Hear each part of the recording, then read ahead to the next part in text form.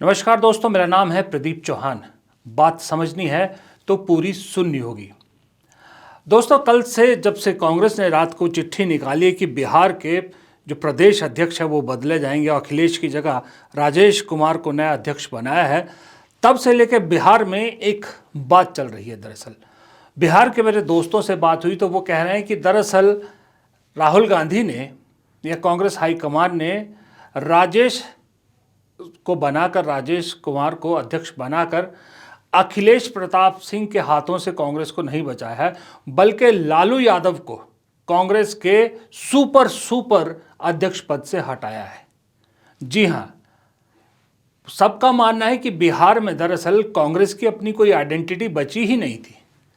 बिहार में कांग्रेस दरअसल लालू प्रसाद यादव के घर में बंधी एक गाय जैसी हो गई थी कि जब लालू चाहते थे, जिस तरफ चाहते थे उस तरफ हाँक देते थे।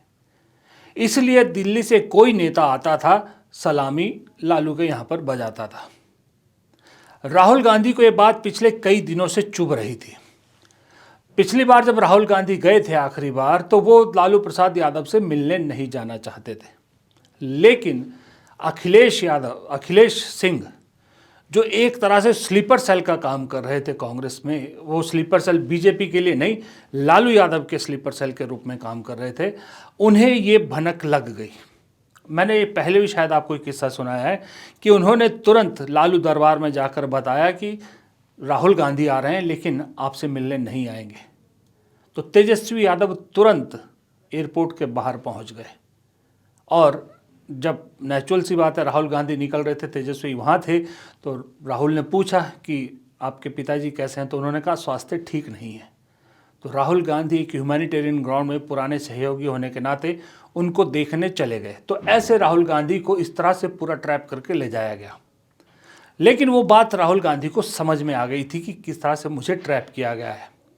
उसके बाद उन्होंने कृष्णा अल्लावरू को बिहार का प्रभारी बना के भेजा और कृष्णा अल्लावरू आज तक राहुल के जो खासम खास है लालू दरबार में हाजिरी भरने नहीं गए हैं और ये बात लालू परिवार को चुभ रही है।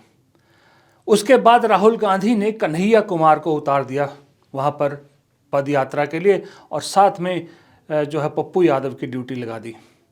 अब इसको लेके अखिलेश सिंह की जो बेचैनी है, अखिलेश सिंह अनकंफर्टेबल है, उनकी नाराज़गी, उनकी परेशानी उनके चेहरे पर देखी जा रही थी इतने दिनों से लगातार। और राहुल गांधी को बात समझ में आ रही थी। अखिलेश ने राहुल गांधी से कहा भी कि कन्हैया की यात्रा नहीं होनी चाहिए, लेकिन राहुल गांधी ने कहा कि आपसे ज़्यादा कृष्णा अल्लावरू की बात पर मुझे भरोसा है।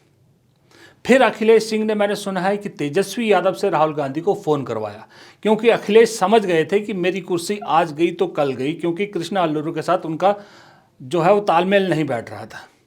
फिर जब उन्होंने तेजस्वी से फ़ोन कराया तो राहुल गांधी ने उस दिन तय कर लिया कि अब अखिलेश का जाना बनता है, क्योंकि अब वो एक्सटर्नल अफेयर्स की चीज़ों को मुझ तक लाने की कोशिश करने लगे हैं। अब कल जब ये बैठक चल रही थी सचिवों की, महासचिवों की, प्रभारियों की, तो इस बैठक में बैठे भी शायद कृष्णा अल्लारू के अलावा ज़्यादातर लोगों को मालूम ही नहीं था कि एक्शन बिहार में शुरू हो गया, स्लीपर सेल पर एक्शन शुरू हो गया है।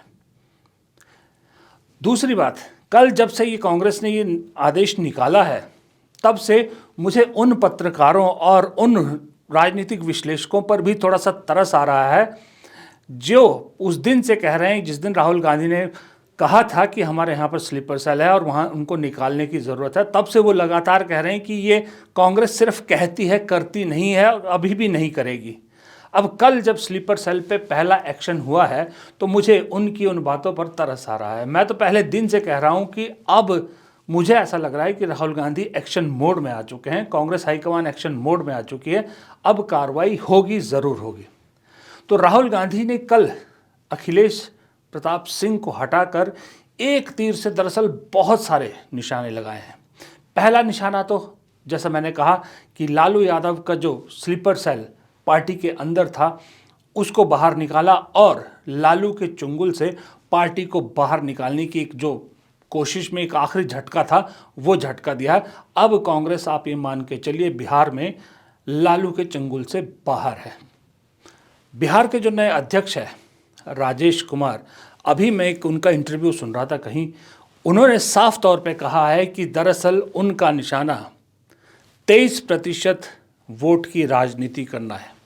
यानी वो चाहते हैं कि 19% के आसपास दलित, क्योंकि खुद दलित कम्युनिटी से आते हैं, और अल्पसंख्यक और साथ में अगड़ी, ये तीनों को मिला के 23-24% वोट लेना चाहती है कांग्रेस। और इस 23-24% वोट को अपने साधने में अगर कामयाब होती है कांग्रेस, तो बहुत बड़ा झटका बिहार में न सिर्फ आरजेडी को बल्कि बाकी सभी पार्टियों को तगड़ा झटका लगने वाला है। ये राहुल गांधी के तीर का दूसरा निशाना। दूसरा क्या, इनफैक्ट तीसरा निशाना। देखिए, पहला निशाना लगाया उन्होंने, स्लीपर सेल पे कार्रवाई शुरू कर दी, ऐलान कर दिया और एक बड़े स्लीपर सेल को हटाया, बड़े स्लीपर सेल पे कार्रवाई। दूसरा, लालू के चुंगल से पार्टी को बाहर निकाला। तीसरा, बिहार को लेके साफ कर दिया राजेश कुमार को बनाकर कि वो कांग्रेस किस जातिगत समीकरण को लेकर चल रही है। चौथा और बड़ा इंपॉर्टेंट, लोग कुछ भी कहें लेकिन बिहार में जो राजनीति हुई है, बिहार को लेकर जो एक्शन लिया है राहुल गांधी ने, उससे मुझे एक चीज़ साफ समझ में आ रही है कि राहुल गांधी ने मिशन 2029 ऑन कर दिया है। जी हाँ, अगर आप सोच रहे हैं कि अखिलेश को हटाकर राजेश कुमार को बनाकर और 23-24% की राजनीति करके उस वोट को साधने की कोशिश करके कांग्रेस अभी बिहार के चुनाव जीतने की कोशिश करेगी जो 6 महीने बाद है, तो आप थोड़े से गलतफहमी में, क्योंकि 6 महीने में ये सारी चीज़ें नहीं बदलने वाली। दरअसल इस 6 महीने में और इन विधानसभा चुनाव में बेस बनाना चाहती है कांग्रेस, बेस बनाना चाहती है, क्योंकि असल निशाना 2029 है। विधानसभा चुनाव में आप ध्यान रखिएगा, पिछली बार भी आरजेडी ने अच्छा किया था, कांग्रेस को उतने वोट नहीं मिले थे, लेकिन अभी जो लोकसभा चुनाव हुए थे, आरजेडी का जो स्ट्राइक रेट था वो कांग्रेस से कम था, कांग्रेस ने ज़्यादा अच्छा काम किया। तो राहुल गांधी दरअसल 29 का निशाना लेकर चल रहे हैं और इसके लिए कहा जा रहा है कि अभी कांग्रेस ये ऑप्शन भी लेकर चल रही है कि ज़रूरत पड़ी तो बिहार में अकेले भी चुनाव लड़ेंगे। ज़्यादातर कांग्रेस के लोग अकेले चुनाव लड़ना चाहते हैं दरअसल बिहार में, क्योंकि वो मान रहे हैं कि बिहार विधानसभा हमारा टारगेट नहीं है, लेकिन विधानसभा के बहाने हमें 2029 के लिए वाटर टेस्ट करना है। इसलिए पूरे राज्य में जो है वो कार्यकारिणी में भर्तियां की जा रही, पदों पर लोगों को बिठाया जा रहा है, जिला अध्यक्ष, बूथ अध्यक्ष से लेकर सब बनाए जा रहे हैं। वो इसीलिए बनाए जा रहे हैं कि 2029 के लिए एक ज़मीन तैयार करना चाहती है कांग्रेस, और इसके लिए अगर लालू से अलग भी लड़ना पड़े तो कांग्रेस इसके लिए तैयार है, और कांग्रेस दरअसल इसी तैयारी से चल रही। तो मिशन 2029 बिहार से राहुल गांधी ने पूरे देश के लिए ऑन कर दिया कांग्रेस की तरफ से। अगला जो निशाना साधा वो देखिए, अभी हाल ही में राहुल गांधी ने दिल्ली में एक सभा में एक प्रोग्राम में कहा था कि कांग्रेस ने दरअसल 90 के दशक के बाद या पोस्ट इंदिरा गांधी इरा के बाद दलितों को, ओबीसी को वो सम्मान नहीं दिया जिसकी वो हकदार थी। कांग्रेस ने ये गलती की, इसलिए वो कांग्रेस से छिटक गए। लेकिन कांग्रेस को वापस अगर इनको साथ जोड़ना है तो कांग्रेस को पहले अपने अंदर इस चीज़ को इम्प्लीमेंट करना होगा, उन्हें सही हक देना होगा। ये बात याद है आपको, राहुल गांधी ने कही थी। इस पर इम्प्लीमेंटेशन शुरू हो गया है। आप देखिए, बिहार के अध्यक्ष बने कौन? दलित। उड़ीसा के अध्यक्ष बने कौन? बकचरण दास, दलित। महाराष्ट्र के नए अध्यक्ष बने हर्षवर्धन सपकाल, कौन सी जाति से? ओबीसी से। मराठा कुणबी जाति ओबीसी में आती है। तो ओबीसी, दलित, ये 3 चुने गए हैं। इसके अलावा प्रभारियों में भी यही रखा गया है। अब जो एक बहुत लंबे समय से अटका पड़ा है जहां का मामला सीएलपी का और प्रदेश अध्यक्ष का, वो राज्य है हरियाणा। अब मुझे हरियाणा में भी दिख रहा है कि हरियाणा में भी गैर जाट या तो अध्यक्ष बनेगा या सीएलपी बनेगा। मुझे अध्यक्ष गैर जाट बनता नज़र आ रहा है, दलित या ओबीसी से हरियाणा में मुझे बनता आ रहा है, नज़र आ रहा है। हिमाचल में भी पूरी कार्यकारिणी जो भंग कर दी गई थी, सिर्फ अध्यक्ष बची हैं। तो वहाँ पर भी मुख्यमंत्री भी अपर कास्ट हैं, राजपूत हैं, और प्रदेश अध्यक्ष भी राजपूत है। वहाँ भी मुझे लगता है कि हिमाचल में भी दलित, क्योंकि ओबीसी वहाँ कम है, तो मुझे लगता है दलित अध्यक्ष वहाँ पर भी देने वाली है कांग्रेस। इस तरह से पूरे स्टेट में आपको दलित और ओबीसी संगठन में काफ़ी महत्वपूर्ण या अध्यक्ष पदों पर इनका दबदबा आपको देखने को मिलेगा। महिला, युवा, दलित, ओबीसी, अल्पसंख्यक, ये 5 जो है, इन 5 का दबदबा अब संगठन को जो 1 साल है पूरा दिया हुआ संगठन बनने में, इसमें आपको दिखेगा। और इसी तरह से इसी संगठन को लेकर अभी मेरे ख्याल से 28, 29 मार्च और 3 अप्रैल को राहुल गांधी दिल्ली में तकरीबन 788 जिला अध्यक्षों से मिलने वाले हैं। 3 दिन 250-250 करके मिलेंगे। अब इन जिला अध्यक्षों के साथ जो राहुल गांधी की बैठक है ना, दरअसल संगठन कैसा होगा, संगठन का रूप कांग्रेस का क्या होगा, उसको लेके बहुत महत्वपूर्ण है। क्योंकि मैं जैसा कहता हूं कि जिला अध्यक्ष हमेशा किसी भी संगठन का, पॉलिटिकल संगठन का बैकबोन होता है। वो एक पुल का काम करता है अपर लीडरशिप और लोअर लीडरशिप के बीच में। इसीलिए कांग्रेस को भी ये समझ में आया है और इसीलिए जिला अध्यक्षों से जो बैठक है राहुल गांधी की, ये बहुत महत्वपूर्ण है। और इनका इनपुट आपको कांग्रेस के संगठन में जो बदलाव होगा, उनके इनपुट की बहुत बड़ी झलक उसमें दिखेगी। जयराम रमेश जी ने अभी बताया कि बड़ी लंबी चर्चा इस विषय पर हुई है। केंद्र बिंदु की तरह जिला कांग्रेस कमेटी के अध्यक्ष को हम संगठन में जगह देंगे। उनके अधिकारों को और विस्तार पूर्वक बनाने का हमारा प्रयास रहेगा। ज़मीन पर संगठन और सशक्त बनाने में उनकी भूमिका अहम रहेगी और इसीलिए उस पर काफ़ी गहरी चर्चा हुई है। लेकिन हम पूरी की पूरी बात जब इस पर अंतिम फैसला होगा आपके समक्ष रखेंगे। फेजेस में आपके सामने कोई बात बताना मुनासिब नहीं होगा। अब एक और जो बिहार के बहाने राहुल गांधी ने निशाना साधा, याद रखिए मैंने जैसे पहले कहा कि मिशन 2029 ऑन किया है राहुल गांधी ने। तो मिशन 2029 में वो दिल्ली में केजरीवाल को सत्ता से बाहर कर चुके हैं। वो एक अलाई के साथ सीधा उन्होंने हार्डकोर मैसेज दे दिया। बिहार में किसी भी तरह से लालू प्रसाद यादव या तेजस्वी के दबाव में कांग्रेस नहीं आ रही है। उनकी जो बात है वो नहीं मान रही है। अपने हिसाब से कांग्रेस काम कर रही है। ना तो कन्हैया को हटाया जा रहा है वहाँ से, ना पप्पू यादव को पीछे किया जा रहा। कृष्णा अल्लावरू को खुली छूट दी हुई है, अध्यक्ष बदल दिया गया है। अगर कांग्रेस अपने पुराने अलाई आरजेडी को इतना स्ट्रॉन्ग मैसेज दे सकती है, तो फिर इंडिया अलायंस के बाकी सहयोगियों के लिए कांग्रेस को अब मैसेज देना और आसान हो जाएगा। यूपी में अखिलेश यादव को दरअसल बिहार के बहाने अखिलेश यादव तक ये मैसेज पहुंचाया गया है कांग्रेस की तरफ से कि बिहार के बाद अगला नंबर कांग्रेस का है। जो अभी बिहार में कांग्रेस एक्टिव हुई है, जो एक्टिविटी कर रही है, दिल्ली में आपने देखा, दिल्ली में कांग्रेस ने अचानक से आखिरी 1 महीने में एग्रेसिव कैंपेन करके चुनाव लड़ा। बिहार में उससे एक कदम आगे बढ़ के 6 महीना पहले काम शुरू कर दिया और संगठन से लेके अध्यक्ष तक बदल दिया। सब चीज़ों पे काम हो रहा है। गुजरात को लेकर कांग्रेस 2 साल पहले एक्शन मोड में आ गई है। अब इसके बाद नंबर उत्तर प्रदेश का ही है। उत्तर प्रदेश में बिहार से एक कदम आगे आपको कांग्रेस दिखेगी।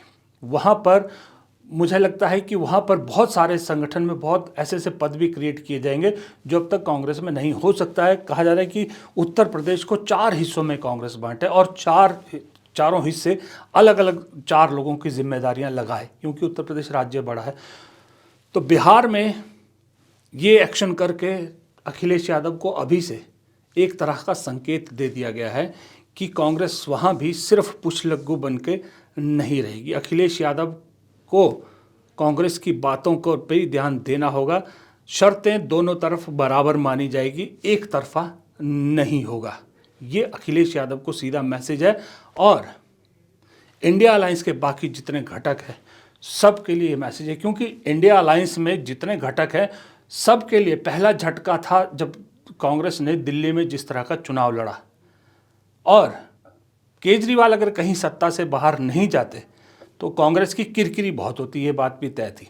लेकिन केजरीवाल कांग्रेस को कमतर आंकने की गलती उन्होंने की और सत्ता से बाहर हो गए। बिहार में उससे एक कदम आगे कांग्रेस का एग्रेशन देखकर पूरे इंडिया अलायंस के बाकी घटक अभी फिलहाल सख्ते में हैं। खास करके वो जो पार्ट टाइम जो है अलायंस है, जैसे अखिलेश यादव हो गया या उद्धव ठाकरे हो गए, इस तरह के। अगर कोई एक अलायंस आज की डेट में भी मुझे लग रहा है कांग्रेस जिसको लेके कोई इस तरह की वो नहीं करेगी, वो है स्टालिन डीएमके तमिलनाडु में और झारखंड में जेएमएम। इन दोनों के साथ जिस स्थिति में अभी है उसी स्थिति में कांग्रेस आगे चलना पसंद करेगी, क्योंकि यहाँ पर कभी इन दोनों ने कांग्रेस को कमतर करने की कोशिश नहीं की है। बाकी सब जगह कांग्रेस ने गठबंधन बचाने की कोशिश की, लेकिन गठबंधन के सहयोगियों ने कांग्रेस को खत्म करने की कोशिश की। ये बड़ा फर्क है। इसलिए बड़ा इंपॉर्टेंट है कि ये जो इंडिया अलायंस को एक मैसेज दिया, मुझे लग रहा है कि जिस तरह से कांग्रेस आजकल काम कर रही है, बात कर रही है, जिस तरह के बयानबाजी हो रही है, मुझे ऐसा लग रहा है कि कांग्रेस भी मान के चल रही है कि इंडिया अलायंस रहा तो ठीक है, अगर नहीं भी रहा तो एक बात समझ में आ गई, एक मैसेज पूरे देश को देना चाह रही है कांग्रेस की दरअसल बीजेपी का सामने सिर्फ एक ही पार्टी खड़ी है, वो है कांग्रेस। बीजेपी का ऑप्शन सिर्फ कांग्रेस है, रीजनल पार्टीज बीजेपी को नहीं हरा सकती। ये मैसेज कांग्रेस पूरे देश में देना चाह रही है और ख़ास करके अपने 3 महत्वपूर्ण जो वोटर रहे हैं पुराने, उनको अपनी तरफ खींचने की कोशिश करी। एक है दलित, एक है अल्पसंख्यक और एक है कई राज्यों में अघाड़ी वोट तो कई राज्यों में ओबीसी वोट। ये अलग अलग डिपेंड करता है। इन तीनों को खास करके साधने की कोशिश कर रही है और इनको किसी तरह से वापस लाने की कोशिश कर रही है। और कांग्रेस को ये बात समझ में अच्छी तरह से है कि ये वोट सारा बीजेपी के पास नहीं है। बीजेपी के पास कांग्रेस का वोट बहुत कम है। कांग्रेस को अगर वोट अपना वापस कहीं से मिलेगा तो वो इन्हीं क्षेत्रीय दलों से मिलेगा। अब अपने आप को ज़िंदा रखने के लिए अगर दोस्ती कुर्बान करनी भी पड़े तो ठीक है, लेकिन अपने आप को ज़िंदा रखना ज़्यादा ज़रूरी है। इस फॉर्मूले पर फिलहाल मुझे कांग्रेस जाती नज़र आ रही है। और आखिर में सबसे इम्पॉर्टेंट बात कि एक स्लीपर सेल पे कार्रवाई करके पूरी पार्टी के अंदर जितने बाकी स्लीपर सेल है एक कंपकपी छुटा दी है कांग्रेस हाईकमान ने। फिलहाल आप कुछ दिन इस स्लीपर सेल के या तो उल्टे सीधे बयान सुनोगे या इनको आइसोलेशन में जाते हुए देखोगे। आप धीरे धीरे ये काम शुरू हो गया है, क्योंकि एक्शन एक लिया जाता है ना, मैसेज राजनीति में नीचे तक पहुंच जाता है। तो अखिलेश प्रताप सिंह सिर्फ नाम नहीं है, एक मैसेज बन गए हैं कांग्रेस में। फिलहाल इस वीडियो में इतना ही। वीडियो पसंद आया हो तो वीडियो को लाइक और शेयर कीजिएगा, चैनल को सब्सक्राइब ज़रूर कीजिएगा अगर आपने चैनल सब्सक्राइब नहीं किया है, और कमेंट बॉक्स में अपनी राय भी दीजिएगा। नमस्कार।